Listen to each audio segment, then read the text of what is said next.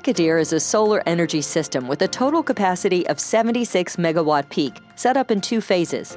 The first one built in 2019 with an installed capacity of 50 megawatt peak under a government-set feed-in tariff.